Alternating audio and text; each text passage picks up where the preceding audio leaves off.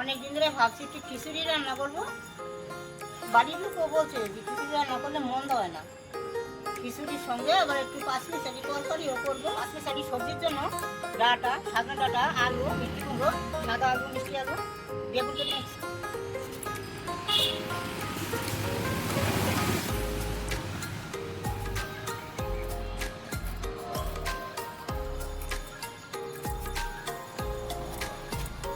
রান্না করার জন্য মুগ ডালটা ভেজে নিচ্ছি, নামিয়ে দিচ্ছি।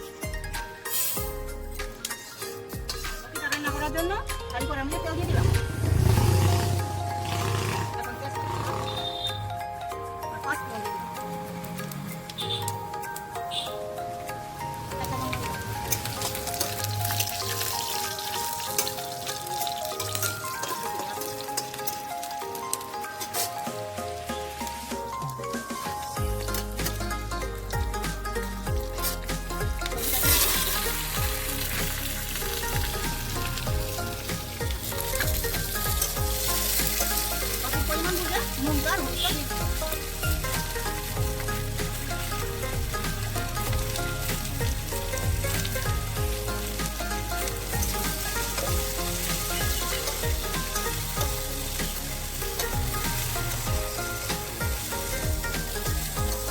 ভালো করে কষিয়ে জল দিয়ে ঢেকে দিলে ভালো করে সিদ্ধ হওয়ার জন্য।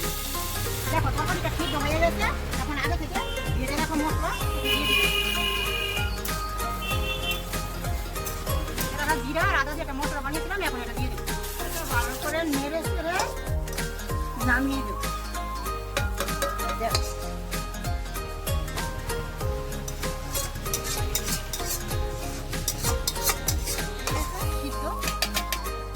নামিয়ে দেবো, ফোড়ন দিয়ে দেবো।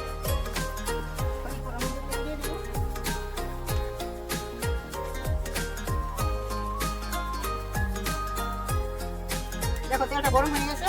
ওখানে দুটো শুকনো লঙ্কা, তেজপাতা, দুটো এলাচ দানা, পাঁচ ফোড়ন দিয়ে দেবো।